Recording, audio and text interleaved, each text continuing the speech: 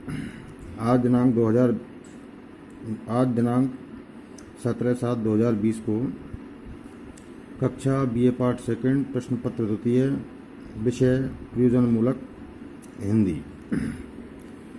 प्रिय विद्यार्थियों, आज आपको प्रयोजनमूलक हिंदी के से क्या अभिप्राय है के बारे में बताया जा रहा है। वस्तुतः भाषा एक सामाजिक वस्तु होती है। इसी के द्वारा सभी सामाजिक व्यवहार संपन्न होते हैं। भाषा के कारण ही प्राणियों में मनुष्य एक अपनी अलग पहचान रखता है। वह भाषा के माध्यम से ही मनुष्य मानव बन पाता है। अगर किसी के पास में किसी सजीव प्राणी के पास में भाषा नहीं है तो वो मनुष्य की श्रेणी में नहीं गिना जाता है।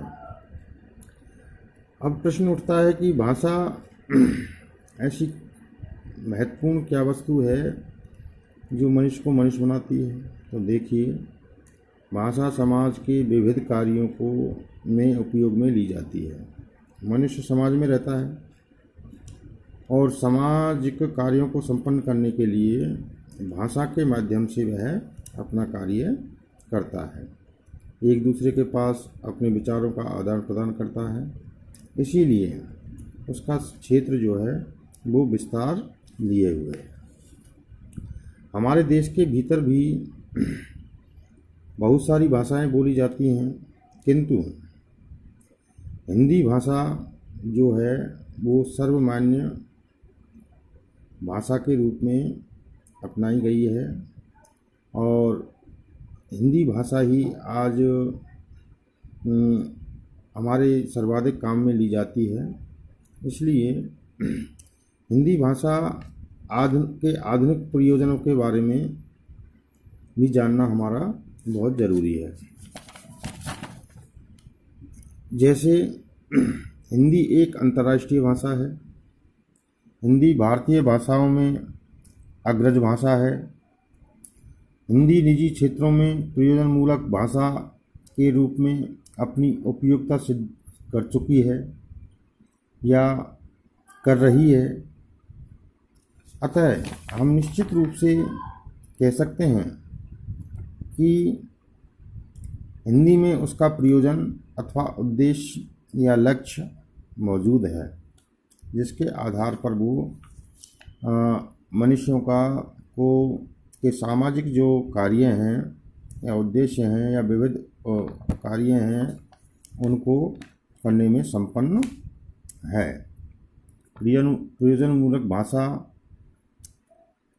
जो है, इसमें प्रयोजन शब्द के से क्या अभिप्राय है इसके बारे में अपन चर्चा करते हैं। तो प्रयोजन शब्द से अभिप्राय होता है उद्देश्य या लक्ष्य। जब प्रयोजन के अंत में मूलक प्रत्यय लग जाता है और उसे भाषा के विशेषण के रूप में प्रयोग किया जाता है, तब प्रयोजनमूलक भाषा का अर्थ किसी उद्देश्य विशेष से जुड़ जाता है। जैसा कि भाषा का प्रयोजन सदा ही विचारों की अभिव्यक्ति से होता है, अर्थात किसी भी भाषा का अर्थ या मायना तब होता है जब वो अपने उद्देश्य या लक्ष्य में लक्ष्य साध्य करती है। अगर वो अपना लक्ष्य साध्य नहीं करती है तो उस भाषा का कोई अर्थ नहीं है या मायने नहीं है।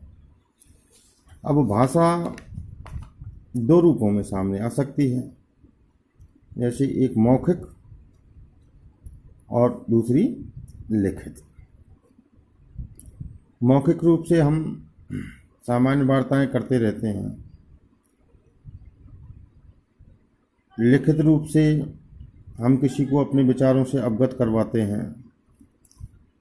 तो इस प्रकार से भाषा लिखित और मौखिक दोनों ही रूपों में प्रयोग में ली जाती है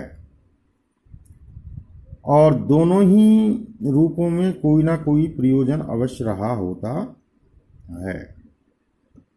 क्योंकि बिना प्रयोजन, बिना उद्देश्य के या बिना लक्ष्य के कोई भी किसी से बात नहीं करता। वहाँ कोई ना कोई प्रयोजन हमारा अवश्य छिपा रहता है, या कोई लिखित व्यवहार नहीं करता। तो दोनों ही रूपों में जो है उद्देश्य या लक्ष्य छिपा रहता है। अतः यह सिद्ध है, उपरोक्त वर्णन से यह सिद्ध है कि प्रयोजन मूलक भाषा से अभिप्राय किसी कार्य विशेष के प्रयोग होने वाली भाषा से है। वह प्रयोजन या कार्य सीधा और स्पष्ट होता है और वह अर्थ भी इतना ही देता है जितना अभिष्ट है। अर्थात हम किसी कार्य विशेष के लिए भाषा का प्रयोग करते हैं तो वहाँ उसका लक्ष्य होता है और उस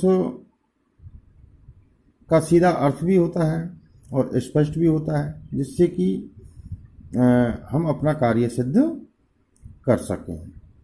तो इस प्रकार से उसका एक अभिष्ट होता है। तो इससे सिद्ध है कि भाषा